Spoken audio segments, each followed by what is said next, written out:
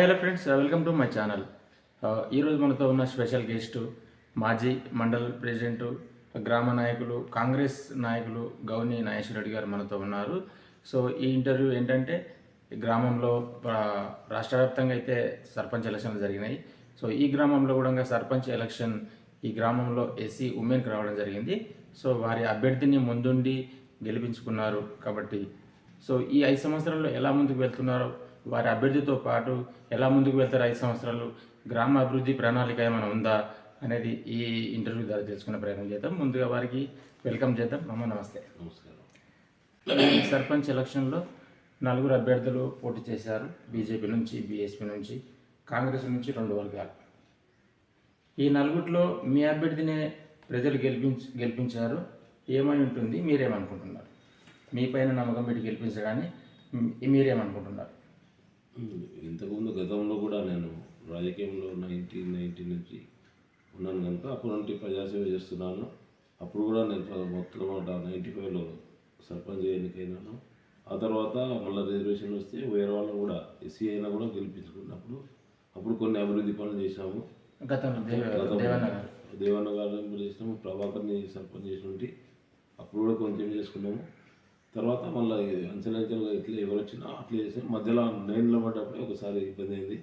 ఆ తర్వాత వాళ్ళు రియలైజ్ అయ్యారు పబ్లిక్. అప్పటికన్నా అంటే నాకన్నా ఎక్కువ చేస్తారనే ఉద్దేశంతో అతనికి ఓట్లు వేసినారు. అప్పుడు అంటే 10 సంవత్సరాలు 2 టర్ముల్లో వేరే వాళ్ళకి అవకాశం ఇచ్చారు.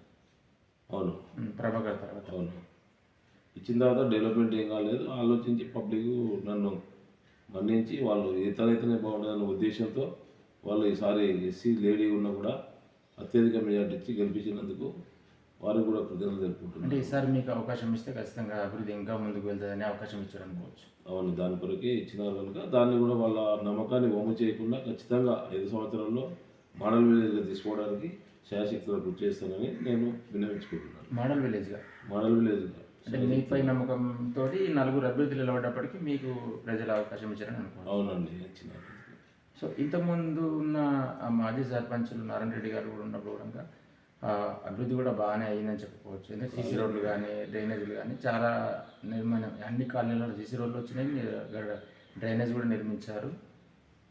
అసలు వచ్చినాయి వాస్తవం, కానీ రొటీన్లో వచ్చినవి, అవి జనరల్ వచ్చినవి, ఎన్ఆర్ చేసిన దాంట్లో ఇచ్చినారు, అవి చేసినారు. అయిన తర్వాత మేజర్గా పబ్లిక్ గ్రామానికి అవసరం అనేది ఏంటంటే ఒక రోడ్డు వంతెన కావాల్సి ఉండే, బ్రిడ్జ్ కావాలి. అప్పుడు ఈశ్వర్ రెడ్డి గారు ఉన్నప్పుడు ఆయన చేస్తానని కూడా ఆయన కూడా నమ్మకాన్ని వమ్ము చేసినాడు. అదేవిధంగా నేనే కన్నా సర్పంచ్ ఉంటే ఖచ్చితంగా ఆయన ఎంబడి శాశ్వత కృషి. ఇంతవరకు బ్రిడ్జ్ అయిపోతుండే, గోటూరు టు చిన్నగూడ బ్రిడ్జ్ అయిపోతుండే. అప్పుడు ఊరు కూడా డెవలప్ అవ్వడానికి ఆస్కారం ఉండే. కోవిసార్ నుండి లాల్కోట రోడ్డు కూడా కాలేదు. మేజర్ వర్క్స్ ఏమి కావాలని ఎవరు తెచ్చేటట్టు లేదు కనుక వాళ్ళు అది ఆ ఉద్దేశంతోనే ప్రజలు, గోటూరు ప్రజలు ఇతనైతే బాగాలేరు, అతనికి అందరికన్నా ఇతనే పెట్టాలన్న ఉద్దేశంతో నాపై నమ్మకం ఉంచి వాళ్ళు ఓటు వేసినారు. అంటే అప్పుడు నారాయణ రెడ్డి మీరు నిలబడ్డప్పుడు నారాయణ రెడ్డి ప్లేస్ అంటే మీరు గెలిచి ఉంటే ఒత్తిడి చేసి అప్పుడే మీరు బ్రిడ్జ్ అయిపోతుండే, రోడ్ అయిపోతుండే, ప్రైమరీ హెల్త్ సెంటర్ అయిపోతుండే. ఊరికి మెయిన్గా అవన్నీ అవసరం ఉంది కనుక అలాంటి మౌలిక సదుపాయాలు లేని ఇబ్బంది అవుతుంది. రొటీన్లో డ్రైనేజ్లో అవన్నీ కట్టాలి. అయినా చాలా ఉన్నాయి డ్రైనేజ్. నిన్న మొన్న చెక్ చేస్తే కూడా ఇంకా 20 డ్రైనేజ్లు ఉన్నాయి. పారిశుద్ధ్యం కూడా చాలా ఇబ్బంది ఉంది. ఇవన్నీ నిన్న చూసుకున్నాను. అదే ఊరు మొత్తం తిరిగి చూసినాను. ఎలక్షన్స్ అయిపోయిన తర్వాత ఇంకా చేసేవి చాలా ఉన్నాయి ఊర్లో. అవన్నీ ఖచ్చితంగా నెరవేర్చడానికి కృషి చేస్తానని చెప్తున్నాను. అంటే గ్రామ ప్రజలు ఏమంటున్నారంటే సర్పంచ్గా గెలవనప్పటికీ కూడా ఎమ్మెల్యే గారి మీద ఒత్తిడి తీసుకొచ్చి ఆ బ్రిడ్జిని వేస్తే ఆ క్రెడిట్ నాగేశ్వరరెడ్డిగా దక్కుతుండే కదా, సర్పంచ్ గెలిస్తేనే బ్రిడ్జి తీసుకురావాలా? అట్లా మేము కూడా ప్రయత్నం చేసాము. కాకపోతే 10 ఉంటే దాని శాయశక్తిలో కృషి చేసి ఎక్కడికైనా కొద్ది ప్రోటోకాల్ ప్రకారం వాళ్ళకి ఎక్కువ ప్రిఫరెన్స్ ఇస్తారు. మాకు కొంచెం ఒడిదుడుకులుగా ఒంటికన్నులాగా చూస్తారు. మాకు కొంచెం దాని కొరకు అది ఉంటే గంటాపదంగా తీసుకొచ్చి ఖచ్చితంగా డెవలప్ చేసేవాడిని. ఈసారి మాత్రం ఖచ్చితంగా శివకుమార్ రెడ్డి గారిని, ఎమ్మెల్యే పటేకర్ రెడ్డి గారిని పట్టుకొని ఎలాగైనా అందరూ ఇస్తున్నారు. ప్రతి ఒక్క ఎమ్మెల్యే వస్తున్నారు, మాట ఇస్తున్నాడు. ఖరాబ్ మన ఎమ్మెల్యే గారు ఏంటంటే 6 నెలల్లో శంకుస్థాపన చేస్తాము, మా ఇంటి దేవుడు మాకు వేయించాలి, ఫస్ట్ అక్కడ బ్రిడ్జ్ వేయించాలని చెప్పి మేము వేస్తామని చెప్తున్నారు. కానీ నెక్స్ట్ వచ్చే బిల్లులో బడ్జెట్లో అని చెప్తూ వస్తున్నారు. మేము శాశ్వతంగా కృషి చేస్తున్నాము. ఎమ్మెల్యే గారి దగ్గర పోయి సెక్రటరీ కూడా అవుతున్నాము. ఇది 2-3 సార్లు పోయినా కూడా, పోయిన తర్వాత కూడా ఫైల్ కూడా మూవ్మెంట్ అయింది. పంచాయతీరాజ్ సీతక్క దగ్గర, పంచాయతీరాజ్ మినిస్టర్ దగ్గర ఉంది. అక్కడ నుండి ఇప్పుడు వచ్చే బడ్జెట్లో ఫైనాన్స్ ఇయర్ వస్తుంది కనుక ఆ బడ్జెట్లో పెడదామని ముఖ్యమంత్రి గారు కూడా మాకు కమిట్మెంట్ అయింది. ఖచ్చితంగా 100% ఈ ఆఫ్టర్ బడ్జెట్ ఖచ్చితంగా ఇది శంకుస్థాపన చేయడానికి శాయశక్తిగా కృషి చేసి వర్క్ ప్రాసెస్లో ఉంటుంది. ఇట్లా ఈ దినం ఎంత ఉందో ఆ దినంలో వర్క్ నడుస్తుంటుంది. ఇది కానీ రోడ్డు వర్క్ కానీ ఇది డబుల్ రోడ్ వరకు ట్రై చేస్తున్నాము. డిసెంబర్ వరకు వర్క్ నడుస్తుంటుంది. ఇది ఖచ్చితంగా గండాపతంగా చెప్తున్నాను. రోడ్డు కానీ బ్రిడ్జ్ కానీ 3-4 గ్రామాలకు ప్రధాన రోడ్డు. అవును, డబుల్ రోడ్ చేయడానికి శివకుమార్ రెడ్డి గారు చెప్పిండ్రు, ఎమ్మెల్యే గారు కూడా చెప్పిండ్రు. ఒకటేసారి అదేవిధంగా ఖచ్చితంగా డబుల్ రోడ్ చేయాలా, లేట్ అయినా పర్వాలేదు అనే ఉద్దేశంతో ఉన్నాము. ఇప్పుడు అది కూడా ఫైల్ మూవ్మెంట్ అయింది. ఈఎన్సీ ఆఫీస్లో ఉంది ఫైల్ కూడా, ఇంకా సెక్రటరీ రాలేదు. అది ఈ బ్రిడ్జికి సంబంధించి రోడ్డుకు సంబంధించి గ్రామ ప్రజలలో ఎలా ఉంటారంటే చాలా మందికి నమ్మకం కోల్పోయి ఉన్నారు. ఒకసారి మీ మాటలు ఈ బ్రిడ్జి గురించి, రోడ్డు గురించి గ్రామ ప్రజలకి మీరు చెప్పండి. గ్రామ ప్రజలకు ఖచ్చితంగా చెప్తున్నా, మనసావాచ నేను 100% ఈ బ్రిడ్జ్, ఈ రోడ్డు డబుల్ రోడ్డు ఖచ్చితంగా వేయించడానికి కృషి చేస్తాను. 100% చేస్తాను. ఒకవేళ చేయకుండా కూడా నాపై ఎప్పుడు నమ్మకం పెట్టుకోకుండా మీ విధంగా ఏది శిక్ష ఇచ్చినా దానికి విధించడానికి అనుకుంటున్నాను. 5 సంవత్సరాల్లో ఏ రకంగా ముందుకు వెళ్తున్నారు? అభివృద్ధి విషయంలో ఎట్లా ముందుకు వెళ్తున్నారు? ఏ సమస్యలు ఉన్నాయి? కొన్ని వార్డులలో వాటర్ సమస్య ఉంది. ఇంకా కొన్ని చోట్ల మీరు అన్నట్టు డ్రైనేజీలు కూడా లేవు. ఇప్పుడు ఉదాహరణ గజ్జల వెనకాల ఇంకొక 6 months అయితే దాదాపు 7-8 నెలలు కంప్లీట్ అవుతున్నాయి. సో అక్కడ కూడా అవసరమే ఉంది. అంటే ఎట్లా ప్రణాళికతో ముందుకు వెళ్తున్నారు? ఏ రకంగా అభివృద్ధి చేస్తున్నారు గ్రామాన్ని? ఇప్పుడు అవసరం ఉన్నవి మౌలిక సదుపాయాలు చేయడానికి ముందుకొచ్చి ప్రజలకు, అంటే గ్రామ సభ పెట్టుకొని, జనరల్ బాడీ మీటింగ్, గ్రామ పంచాయతీ పెట్టుకొని దాన్ని తీర్మానం చేసుకొని అంచెలంచెలుగా ఒక్కొక్కటి ఏదైతే ముందు అవసరం ఉందో ఆ పనిని శాశ్వతంగా కృషి చేసి కంప్లీట్ చేయడానికి కృషి చేస్తాను. ఇంకా అందులో పోతే ముఖ్యంగా కావాల్సినవి ఏంటంటే ప్రతి ఒక్కరికి వ్యవసాయదారులు, మన గోటూరు గ్రామంలో వ్యవసాయ కుటుంబాలు చాలా ఉన్నవి. లేబర్ కన్నా ఎక్కువ ప్రతి ఒక్కరు 1 ఎకరం 2 ఎకరాలు ఉన్నారు. వారి కొరకు సాగునీరు కానీ, మరి గ్రామంలో ఉన్నటువంటి తాగునీరు కొరకు కూడా శాయశక్తిలో కృషి చేసి వారి కోరికను నెరవేర్చడానికి ఖచ్చితంగా చేసేస్తానని అనుకుంటున్నాను. ఈ 2వ వార్డులో 3వ వార్డులో కొంచెం వాటర్ సమస్య ఉంది. భగీరథ లైన్ వచ్చినప్పుడు ఒక 1 hour తప్ప తర్వాత మళ్ళీ మాకు వాటర్ ఉండవు. ఇక్కడ శాశ్వతంగా బోర్ వేయాలని చెప్పి మీ క్యాడర్లోనే చాలామంది వాట్సాప్ గ్రూప్లలో మెసేజ్ పెట్టడం జరిగింది. కొన్ని వార్డులలో వాటర్ సమస్య ఉంది. శాశ్వతంగా అంటే ఒక బోర్ ఉండాలి అని చెప్పి. గతంలో బోర్ ఉండే, దాన్ని ఎవరు పట్టించుకోగా ఒక బోర్ ఉండే అక్కడ సగల్గిరిలో ఉంటే దాన్ని రాజకీయ విరుద్ధంగా ఏం చేసిందంటే ఆ బోరు ఎప్పటికీ గోటూరు మొత్తంకి ఆ ప్రజలకు అవసరం ఉన్న బోరు ఉండే అక్కడ. అక్కడ లైన్లో ఇక్కడ గుంటూరు నుంచి పోతుంటే అది అనవసరంగా దాన్ని పూర్తి చేసిండ్రు. అది ఐరన్ బోర్ ఉండే, అది మొత్తం సాగలిగే మొత్తం ఐరన్ బోర్ ఉండే. అప్పుడు అది ఏదో విధంగా రాజకీయం ఇచ్చేసి ఎవరికి కావాలనే ఉద్దేశంతో దాన్ని మేము ఒక మస్తు కాంప్లైంట్ ఇస్తే కూడా కాకుండా, అధికారం లేదు కనుక వాళ్ళు అది నడిచి చేసినారు కనుక అది కూర్చుండ్రు. కాకపోతే ఖచ్చితంగా పబ్లిక్ని అడిగి ఆ వాటర్లో పోయి అడిగిన తర్వాత బోర్ కావాలంటారా, పైప్ లైన్ మళ్ళీ మిషన్ అయితే ఇంప్లిమెంట్ చేయమంటారా, ఏదో ఒకటి వాళ్ళకి ఇష్టం లేదంటే తక్షణమే దాన్ని నెరవేర్చడానికి కృషి చేస్తారు. 10వ వార్డులో మీ అభ్యర్థి పోటీ చేసినప్పుడు మీ అభ్యర్థి అశోక్ కూడా ఆ వార్డు మెంబర్లు చెప్పడం జరిగింది. అక్కడ మెయిన్ మాలగేర్లో. అవును. సో కరెంటు వైర్లు ఇంటిపై నుంచి వెళ్తున్నాయి. ఇంకా ఇప్పుడు కొత్త నిర్మించుకునే వాళ్ళకు ఇబ్బంది. ఆల్రెడీ ఇంట్లో ఉన్న వాళ్ళకు పైకి చేయలేపితే అందే పరిస్థితి. ఆ లైన్ని పక్కకు వేయించే ప్రయత్నం చేయాలని చెప్పి చాలా డిమాండ్ చేశారు.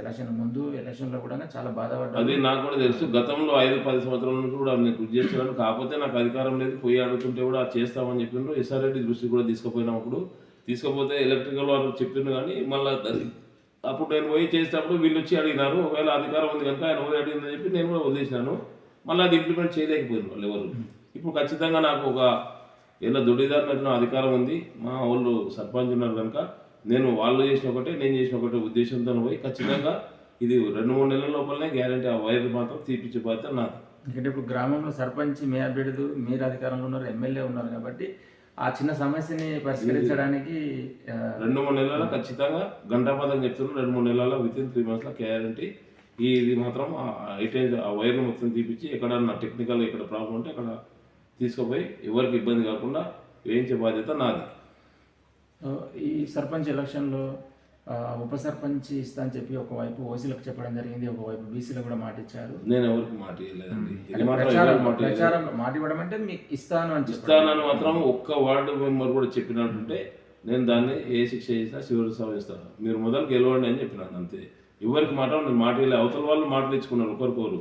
నేను ఉప సర్పంచ్ చేస్తాను, ఒక వ్యక్తి ఉండి నేను ఒక ఉప సర్పంచ్ చేస్తాను, ఒక వార్డు మెంబర్ పెట్టిండ్రు, ఇంకొకరు కూడా చేస్తానే ఒక 4-5 మంది లీడర్లు ఉంటే 5 మంది లీడర్లు అందరికీ మోసం చేసి వాళ్ళు అసలు నిలబడటోళ్ళు కాదు, మా పక్షాన ఉన్న వాళ్ళే, కనీసం ఆశ ఉప సర్పంచ్ చూసే ఉద్దేశంతో నన్ను వదిలేసి అవతల పార్టీ కలిసి వాళ్ళు వార్డు మెంబర్ వెళ్ళబడరు. వారు ఎవరైతే పెట్టుకున్నారో వాళ్ళందరినీ చిత్తుగా ఓడగొట్టడం జరిగింది. అంటే మీరు ఎవరికి చెప్పలేదు? నేను ఎవరికి చెప్పలేదు, అడగండి ఎవరు కూడా చెప్పలేదు. ఎవరికి చెప్పలేదు. కౌంటింగ్ అయిన తర్వాతనే ఆలోచన చేసాము.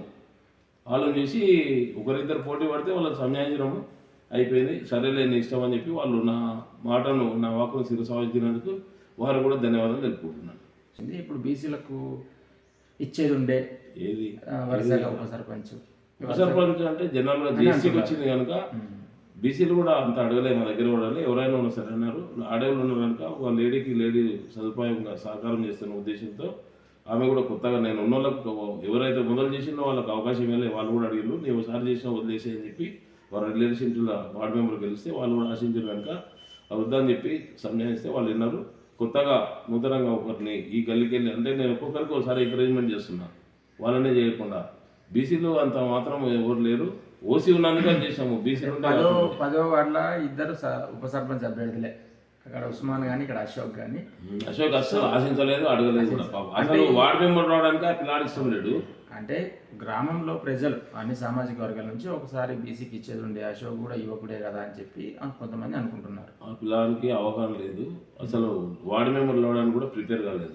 వాస్తవంగా నేనే పోయి ఉండాలి, అక్కడ ఉంటే బాగుంటుందా, మీరు కూడా రాజకీయంలోకి వస్తే బాగుంటుంది. రాజకీయ చైతన్యం తీసుకొచ్చి నా బీసీ ఉన్నందుకే తీసుకొచ్చి ఆ పిల్లాడిని పెట్టిన. అసలు ఇష్టం లేదు, 1 అవర్ బ్రెయిన్ వాష్ చేసిన. ఎప్పుడు ఇట్లా యూత్ ఉన్నావు, ఎప్పుడు రాజకీయంగా మాకు ఎమ్మటి పనిచేస్తావు కనుక ఖచ్చితంగా నీ వార్డు మెంబర్ ఉండాలా, గెలవాలా అనే ఉద్దేశంతో నా బాబుని పెట్టి గెలిపించుకున్నాం. లాస్ట్ టైం కూడా గతంలో కూడా బీసీలు వస్తే బీసీలలో వాడతారు, మేము ఓసీలో ఉన్నాడము, ఓసీలో ఉన్నాడము. ఒక్కొక్కరికి వంతు ప్రకారం ప్రభుత్వం పెట్టింది కనుక ఆ విధంగా వచ్చినప్పుడు ఎవరైనా సరే కోఆపరేషన్ చేసుకొని ఏ రిజర్వేషన్ వస్తే దానికి అందరం అనుకూలంగా పనిచేస్తే బాగుంటుందని నేను చెప్తున్నాను. తర్వాత ఎంపీటీసీ ఎలక్షన్లు కూడా రాబోతున్నాయి. ఇప్పుడు గ్రామంలో కాంగ్రెస్ పార్టీ నుంచి 3 వర్గాలుగా ఉన్నారు. ఎంపీటీసీ టికెట్ ఎవరికి రాబోతుంది, ఇది ఎలా ముందు ఇప్పుడు యూనియన్మాస్గా చేస్తున్నారా, మళ్ళీ ఇందులో మళ్ళీ 2-3 గ్రూపులు విడిపోయి 2-3 అభ్యర్థులు పెట్టుకుంటున్నారా? కాంగ్రెస్ వాళ్ళందరూ ఒకటే ఇప్పుడు పార్టీ బీఫామ్ ఒకరికే ఇస్తుంది, అందరు కలిసి బీఫామ్ ఇచ్చిన వాళ్ళకే సపోర్ట్ చేస్తున్నారా, మళ్ళీ ఇందులో మళ్ళీ రెబల్గా వెళ్ళబడుతున్నారా? ఎంపీటీ సెలక్షన్ ఎలా జరగబోతున్నాను? నేనైతే డిసిప్లిన్గా పనిచేస్తున్నాను పార్టీ కొరకు. ఏ పార్టీలో ఉన్నా ఆ పార్టీకి అంకితమై పార్టీకి జీవం వస్తాం. పార్టీ నుంచి బతికేవాడిని కాదు నేను, ఎప్పుడు పార్టీని బతికించే వ్యక్తిని. ఇప్పుడే కాదు, తెలుగుదేశం పార్టీ ఉన్నప్పుడు కూడా నేనే పార్టీని బతికించినా, నేను పార్టీ నుంచి బతికింది అయితే లేదు ఎప్పుడు. ఖాళీ గౌరవం కూడా కాలం చేసిన, నా డబ్బులు ఖర్చు పెట్టుకున్నా సరే ఎవరికి బీద వాళ్ళకి ఇది కాకుండా చేసినాను. కాకపోతే పార్టీ ఎవరికైతే బీఫామ్ ఇస్తారో వాళ్ళు శిరసావిస్తాను ఖచ్చితంగా. ఏ రిజర్వేషన్ వస్తుంది తెలియదు, ఏమైతే తెలియదు. ఎమ్మెల్యే గారు ఎవరికైతే బీఫామ్ ఇస్తే వాళ్ళకు 100% నేను సహకారం చేస్తాను. సుదర్శన్ రెడ్డి గారు, నాయిరెడ్డి గారు చెప్పిన వారికి బీఫామ్ ఇస్తారు, ఎవరికి ఇచ్చినా చేస్తారు. మీరు సపోర్ట్ చేస్తారు, 100% చేస్తారు. ఇలా క్యాండిడేట్ ఎవరు ఉంటే వాళ్ళు చేస్తారు, అది అవసరం లేదు నాకు. ఇది మాత్రం గంటాపతంగా చెప్తున్నారు. సో ఆ వర్గం చెప్పిన వాళ్ళు ఎవరు వర్గం వేయడం ఉంది. ఇప్పుడు మొన్న వాళ్ళు కాంగ్రెస్ పార్టీకి వెళ్ళి 20 సంవత్సరాలు పనిచేసిన చంద్రమౌళి గారు 100% కాంగ్రెస్ వ్యక్తి. నేను బీఆర్ఎస్లో ఉన్నా, టీడీపీలో ఉన్నప్పుడు కూడా పిల్లాడు కాంగ్రెస్లో ఉండే. అనవసరం నేను గెలిపించిన వాళ్ళు అర్థం తీసుకొని టీఆర్ఎస్కి వెళ్ళి గెలిచిన వ్యక్తి తీసుకుపోయి ఆ పార్టీకి వెళ్ళి పెట్టడం ఎంతవరకు సమంజసమో, ఇండిసిప్లిన్ పార్టీ కండువా చేసిన తర్వాత పార్టీ కండువా ఎవరు అధిష్టానం ఎవరే లేదు, పార్టీ కండువా వేసుకుని కూడా తిరగలేదు. నాయకులు వేసారు కదా, నాయకులు వేస్తే తప్పదు కదా. అధిష్టానం అయితే ఇప్పుడు పార్టీకి ప్రెసిడెంట్ ఉంటాడు, మండల ప్రెసిడెంట్ ఉంటాడు, జిల్లా ప్రెసిడెంట్ ఉంటాడు. వాళ్ళ అనుమతి లేకుండా వీళ్ళు తీసుకోవడం కూడా డిసిషన్ తీసుకోవడం తప్ప కాదా? అంటే ప్రధాన నాయకులు మేము కండువా చేసినాం, ప్రధాన నాయకులు ఎక్కడైనా పర్మిషన్ తీసుకొని చేసుకుంటారు ఎవరైనా, అది ఎవరికైనా ఉంటుంది. పర్మిషన్ తీసుకోలేదు, లేదు చేయలేదు. చేస్తే అక్కడ పోయేసుకున్నారు. వేరే వాళ్ళు ఉన్నారుగా, వేరే విలేజ్లోకి వెళ్ళి మేము తీసుకుపోయినాము, అక్కడ కండం కప్పినారు, అధిష్టానం కండం కప్పినాకనే వాళ్ళు ఇక్కడ వచ్చింది. కానీ నేను నిలబడుతున్నందుకు మందలిచ్చింది కూడా ఎవరు. అదే నిజమైనప్పటికీ కూడా కండ వేసుకున్నాక ఇంకా అయిపోయింది, ఏడవలేదు, కండవ లేదు కదా ఈ పార్టీకి లేదు. అట్లాంటి ఎస్ఆర్ఐ దగ్గరికి పోయి ఎట్లా కలిసి వీళ్ళు డబ్బులు కావాలని వేరు వీళ్ళు ఇంటికి మరి ఎవరైనా వేరు పోయి అడిగినారు, ఇచ్చిందంటారు. అది ఎంతవరకు సంబంధించి నాకు తెలియదు. అది ఇదైతే వినికిడైతే వచ్చింది. అంటే తెలియదు, నాకు తెలియదు అంటే ఇచ్చింటే తెలిసి పోనీ అయితే. కానీ మనకెందుకనే నాకు జనాలు అంటారు అన్నట్టు పోయి తెచ్చిందంటే ఆయన ఇచ్చే వ్యక్తి కూడా కాదు జనరల్గా. కాకపోతే అక్కడ ఉండొచ్చు, పార్టీకి వెళ్ళి పెట్టినాము అని చెప్పి చెప్పినారు కదా పోయి అధిష్టానానికి. ఇదే ఎక్స్ సర్పంచ్ పోయి చెప్పిండు మా పార్టీకి వెళ్ళి బాలరాజు పెట్టి అని చెప్పిండు కదా బీఆర్ఎస్ ఇప్పుడు అది ముందుగా అయిపోయారు, తర్వాత కండవ కప్పిన తర్వాత కూడా ముందు వాళ్ళ పార్టీ మీటింగ్ పెట్టినప్పుడు బీఆర్ఎస్ పార్టీకి వెళ్ళి ఇతను పెడతాన్నాక మళ్ళీ ఇక్కడ వచ్చి వాళ్ళకు అక్కడ ఆ పార్టీకి సంబంధం పెట్టుకున్నట ఈ పార్టీకి పెట్టుకున్నట ఎవరికి అర్థమైతే కండవ వేసుకున్నాక కాంగ్రెస్ పెడితే తర్వాత ఇక్కడ కండు ఎవరు అఫీషియల్ 10 మందిలో వేసుకోలే కదా, పార్టీ కార్యకర్తలందరూ జమైతే తీసుకుంటే బాగుంటుంది కదా. ఇంకా ఇప్పుడు గ్రామంలో కొంతమంది ఈ 5 సంవత్సరాలు సర్పంచ్ ఎవరు, నాగమణి చంద్రమౌళి గారా, నాగేశ్వర రెడ్డి గారా? ఆమెనే సర్పంచ్ ఉంటుంది, ఎవరైనా ఉంటుంది, ఎక్కడైనా సరే ఉంటుంది సర్పంచ్. వాళ్ళైతే అఫీషియల్ ప్రోగ్రాంలో వాళ్ళు ప్రోటోకాల్ ప్రకారం వాళ్ళే నిర్ణయిస్తారు. ఆమె మా సలహా తీసుకొని ఈ పని చేయమ్మా ఈ పని చేయమని ఆమె చెప్తాము. ఆ సర్పంచ్ గారు కూడా నాకు అన్న ఈ పనులు చేయాలని చెప్పి చెప్తే నేను శాశ్వతంగా కృషి చేసి ఆ పనులు నెరవేర్చడానికి కృషి చేస్తాను అంతే. సో ఈ 5 సంవత్సరాల గ్రామం ఎలా ఉండబోతుంది? 100% బెటర్ దెన్ ఇంతకుముందు గతంలో ఎంత ఉందో ఈ 30 సంవత్సరాలు ఎంత ఇచ్చినో అంతకన్నా మంచి సాటిస్ఫై చేయాలని అనుకున్న పబ్లిక్ 100% సాటిస్ఫై అవుతారు. వాళ్ళు అనుకున్న దానికన్నా ఎక్కువ పనులు చేయాలని అనుకున్నాను, చేస్తాను, చూపిస్తాను. గెలిచిన తర్వాత ర్యాలీగా వచ్చి అంబేద్కర్ గారికి దండ వేసి అంబేద్కర్కి దండం పెట్టుకొని కిందికి వచ్చారు. అవును.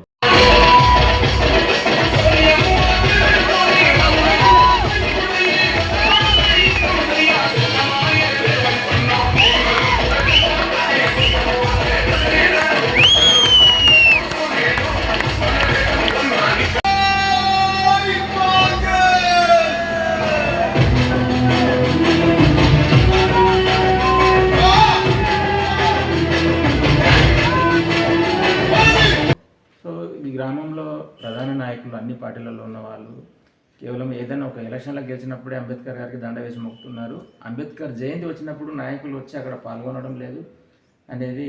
అంటే మేము ఇక్కడ చేస్తున్నాం, మేము మండలంలో హెడ్ క్వార్టర్ పోతున్నాం, నారాయణపేట పోతున్నాము, ఎమ్మెల్యే గారు ఎంబర్ పోయి అక్కడ పోయి పార్టిసిపేట్ చేస్తున్నాం అంతే. ఇక్కడ ఇక్కడ గ్రామంలో ఇక్కడ ఎప్పుడు చేయలేదు. వాళ్ళు కూడా ఇన్వైట్ చేసి అంబేద్కర్ సంఘం ఉంది, వాళ్ళు కూడా మమ్మల్ని ఇన్వైట్ చేస్తలేరు. మనం వేరే ధనవాడలో ఉన్న ఇన్వైట్ చేస్తుంటే ధనవాడ పోతున్నాము, నారాయణపేట పోతున్నాం, నారాయణపేట చేస్తున్నాము.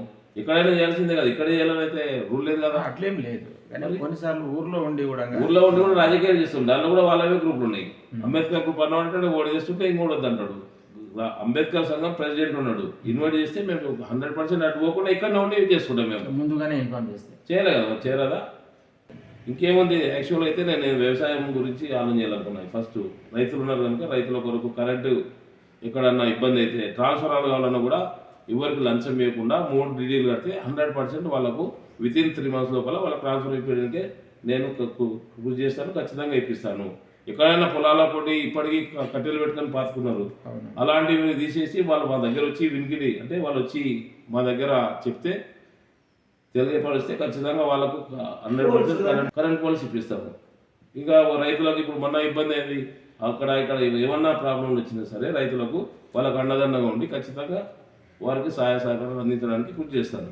సో ఫైనల్గా మా గ్రామ ప్రజలను ఉద్దేశించి మీరేం చెప్పదలుచుకున్నారు? ఫైనల్గా ఈ 5 సంవత్సరాలు ఎలా ఉండబోతుంది? నేను ముఖ్యంగా విద్యార్థుల కొరకు కూడా ఆలోచిస్తున్నాను. ఇది మాత్రం గమనించాలా, మీరు అందరి లోపల పెట్టాలా. ఎందుకంటే స్కూల్ ఇంత పెద్దది బిల్డింగ్ కట్టుకున్నాము, నిష్ణాతులైన ఉపాధ్యాయులు ఉన్నారు కనుక మేము ఆలోచన చేసి వాళ్ళందరూ తెలివి పనులు ఉన్నారు ఇక్కడ ఉన్నారు. అంటే వేరే ప్రైవేట్ స్కూల్లో పనిచేసే వ్యక్తులు మాత్రము వీళ్ళకన్నా అధిగమించిన వాళ్ళు కాదు. వాళ్ళకున్న వీళ్ళందరినీ ఎన్నుకున్న తర్వాత స్క్రాప్ ఉన్న వాళ్ళే, అంటే చిన్న స్థాయి తెలుగు ఉన్న వాళ్ళే వేరే స్కూళ్ళలో ఉంటారు కనుక పిల్లల భవిష్యత్తు ఖరాబ్ అవుతుంది. కనుక ఆర్థికంగా ఇక్కడ ఉన్నటువంటి రైతులకు వాళ్ళ కుటుంబంలో వాళ్ళ పిల్లలకు చదివించడానికి కూడా ఎన్నో ఇబ్బందులు అవుతున్నాయి. కూలీ చేసుకొని సంపాదిస్తూ కూలీ చేసి వాళ్ళని పంపిస్తుండ్రు, ఫీజులు కూడా సరిగ్గా కట్టుకోలేనటువంటి వాళ్ళు.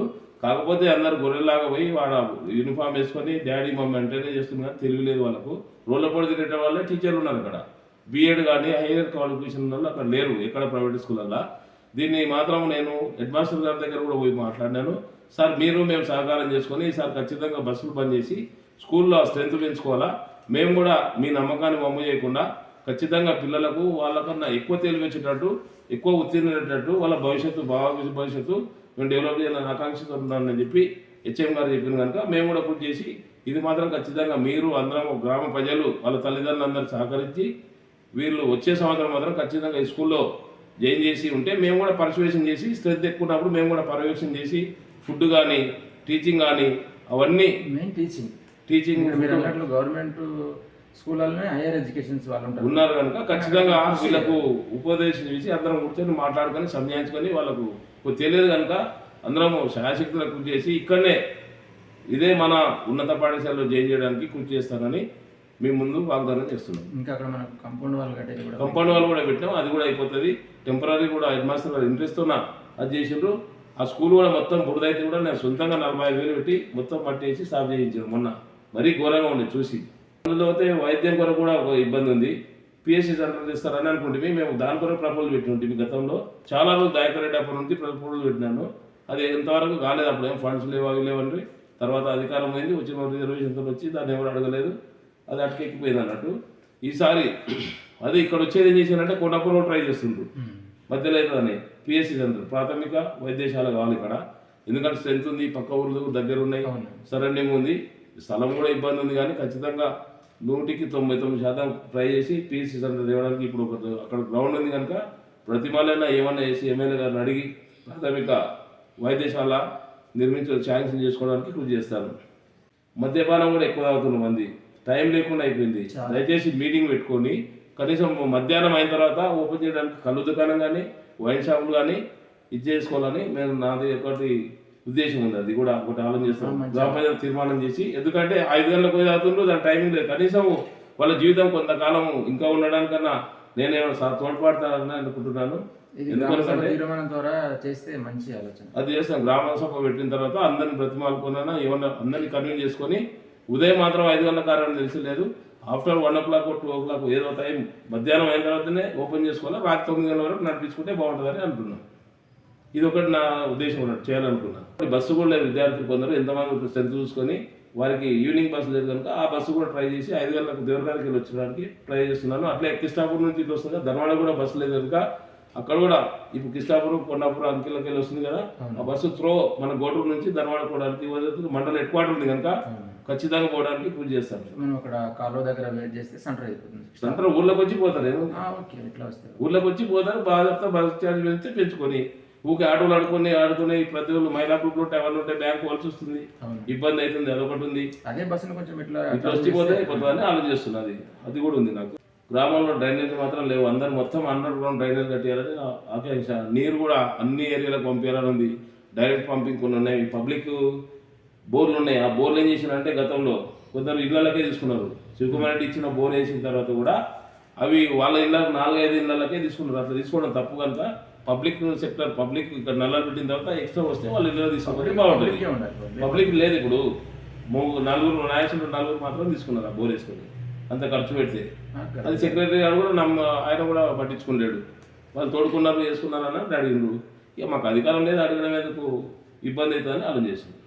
సో ఇప్పుడు మళ్ళీ దాన్ని పబ్లిక్ యూనియన్ ఖచ్చితంగా చేస్తుంది. ఎక్కడైనా సరే పక్షపాతం లేకుండా పబ్లిక్ యూనిటీ పబ్లిక్ పెట్టాలా. ఎక్స్ట్రా ఉంటే వాళ్ళ ఇళ్ళకి ఇచ్చి డబ్బులు వసూలు చేసుకోవాలి. ఏమన్నా ప్రాపర్టీ మీరు పబ్లికే చేస్తాం, అట్లా ఏముండదు. ఇళ్ళల్లో తీసుకోవడం తప్పు. 2-3 బోర్లు వేసుకున్నారు అనుకోకుండా అట్లా వేసిండ్రు.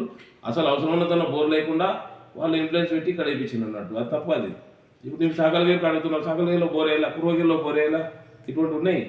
అక్కడ లేకుండా అనవసరంగా నా ఇంటికాడ అని ఇన్ఫ్లుయెన్స్ పెట్టి ఆ బోర్డు శాంక్షన్ అయితే 3 స్వార్థపరులు స్వార్థం చేసుకున్నారు. అది కాకుండా దాన్ని ఎట్లన్నా డేషన్ కనుక దాన్ని అందరికీ యూటిలైజ్ చేసినట్టు శాశక్తిలో కృషి చేస్తారు సార్.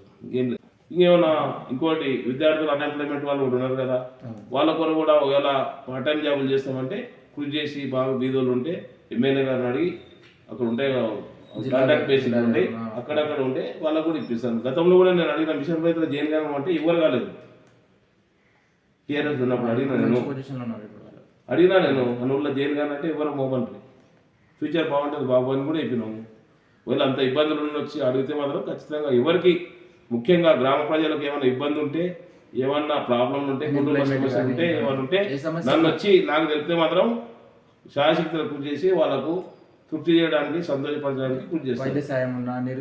ఇప్పటికే చేస్తున్నాం, వైద్య సహాయం ఎప్పటికీ చేస్తున్నాను. నేను హాస్పిటల్ తీసుకుపోతున్నా, హాస్పిటల్ చూస్తాం. ఇప్పుడు ఇంకోటి మా బాబు మా కోడలు డాక్టర్ ఉన్నారు, వాళ్ళిద్దరు కూడా ఫ్రీ ట్రీట్మెంట్ చేయడానికి నెలకోసారి ఇక్కడ పెట్టాలని కూడా అనుకుంటున్నా. ఇప్పటికైనా వాళ్ళు చేస్తుండ్రు, ఇప్పటికైనా నేను చూస్తారు, రాపించుకొని పోతారు. ఆయన పనిచేసే హాస్పిటల్ ఎస్వీఎస్ ఉంటే కూడా 10 రూపాయలు ఉంటే 5 రూపాయలు కూడా చేపిస్తున్నాడు బీదోళ్ళకి. ఇలాంటి సాయం 100% నెలకు పెడతాము. చుట్టుముట్టు కూడా వస్తారు. కొద్ది వాళ్ళు ఇప్పుడే సెటిల్ అవుతున్నారు. అయిపోయిన తర్వాత ఎట్లా టైం షెడ్యూల్ చేసి ఇద్దరిని పెడతారు. ఇద్దరు ఒక రోజు వచ్చి పోతారు. పంది శ్రీనివాస్ కూతురు శివరంజని సో స్పోర్ట్స్లో చాలా ముందుకు వెళ్ళింది, నేషనల్ లెవెల్లో ఆడుతుంది. కానీ వాళ్ళకి ఇంకా కొంచెం ప్రోత్సాహం ఇంకా కొంచెం ప్రోత్సాహం అడిగితే మేము ఖచ్చితంగా చేస్తాం.